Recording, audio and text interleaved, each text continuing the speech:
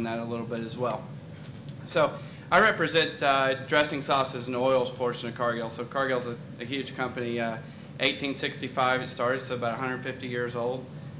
We're actually the largest, and we flip-flop between the largest and second largest privately held company in the world. You'll see a little bit of statistics on that.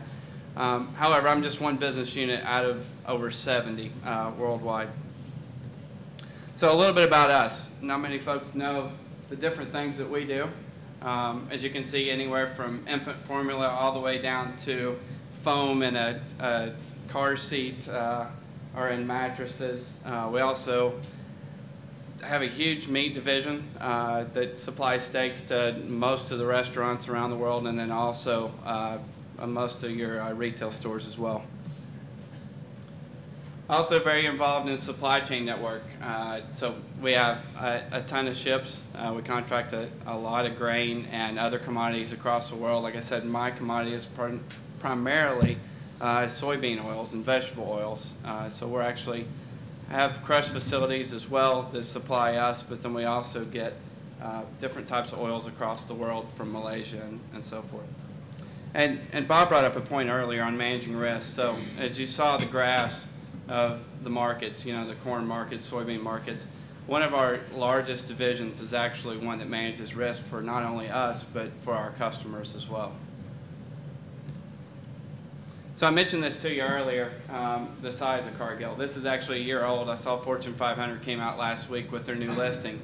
And on that new listing, we're actually 13th if you put our private company in amongst the corporations here, the public corporations. But this shows the statistics from last year. We're about $115 billion sales revenue. So as a network, half of our employees are in North America, but the other half are in developing countries around the world as well. So we're in 66 different countries. We're headquartered in Minneapolis, but like I said, we have a real global presence as well across the world. This is kind of a footprint of what our oil division looks like across the world. So my division, we have 15 refineries in the United States. We also have packaging facilities. So like I said, we're supplying a lot of the different warehouse stores, the retail outlets as well in the U.S., but also have a real presence across the globe with our refined oils division.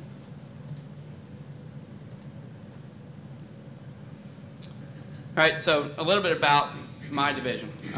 What we manage, we're actually located in Gainesville, Georgia, so we're just up in the northeast corner there, and we consolidated and centralized our operations across the country. I mentioned, you know, we have 15, 20 different facilities. We did that about 3 years ago, and it's been a huge opportunity for us, and we're kind of leading the scope when it comes to Cargill with more centralization. But we manage 4 different components. The fourth one's kind of boring, as you can see, the freight payment side of it, but a necessary evil, obviously. We have bulk transportation and package, so we do refrigerated, frozen, and dry goods there. So we have a dressings and sauces line.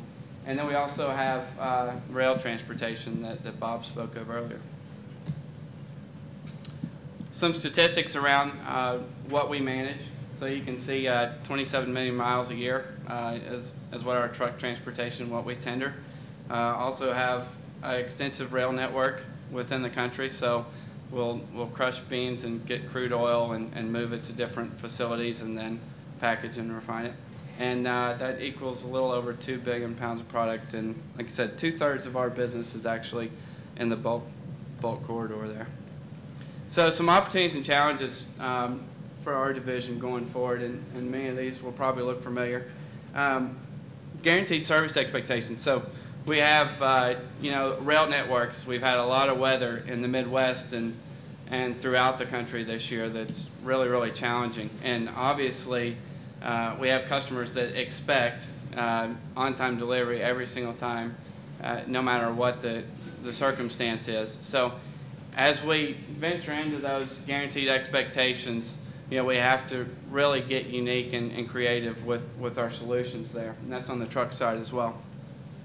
Fleet sizing, it's not as much as an overall fleet size as having the right cars in the right spots. So Bob mentioned that we do own our own fleet of tank cars. So really the challenge is, do we have them in the right place? And then we play with demurrage and other costs as well to keep those costs down. We do a lot of network design studies to make sure that we are in the right markets for the population in North America. You know, are we servicing the right markets? Are we close? And as laws continue to change, then we'll have to develop to those as well. And that kind of walks right into the hours of service rules that have been talked about, and most of you are probably aware of. We have the CSA coming on as well. So the market capacity is obviously a threat to us as a shipper. We also rely on bulk tank washes, so we have to wash our tanks, we have to wash our cars in between loads. So we have to have a really good network of external suppliers to give us that constant quality there.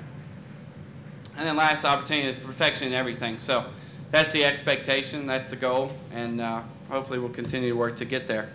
So some service expectations if you're going to do business with us. First and foremost, people and food safety. So we have a great culture around people safety. One, we look at it, whether it's in an office, at a desk, or it's out on the rail tracks, or you know, in the manufacturing environment. People safety is job one for us, and right there with it is food safety. So we obviously, as Ken mentioned, we have a great you know, supply chain in jeopardy today if food is the #1 stolen commodity. And we really have a global security team and others, but we'll work with these guys as well to help us in that regard. We want people to succeed, so we want our vendors to succeed, our customers. Obviously that helps Cargill, that helps us, and so when we have partnerships, we want everybody to really do well in all facets there. We look at asset-based trucking companies. We had a conversation on that this morning as well. Just gives us one key link to that service provider.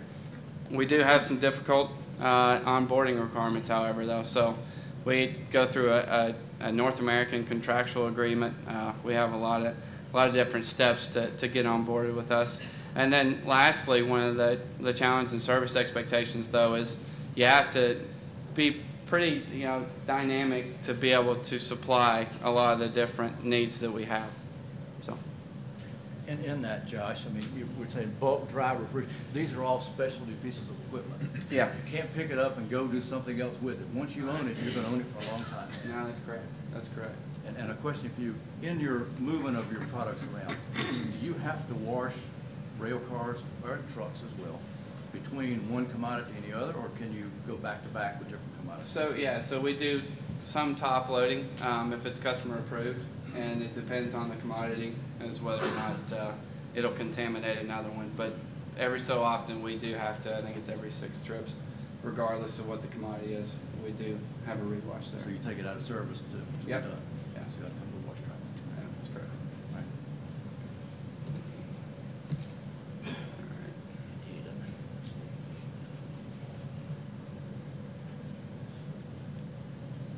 So, Dee's going to be next. Dee Dee? She doesn't have one, yeah. You want to I'll lead into it, yeah.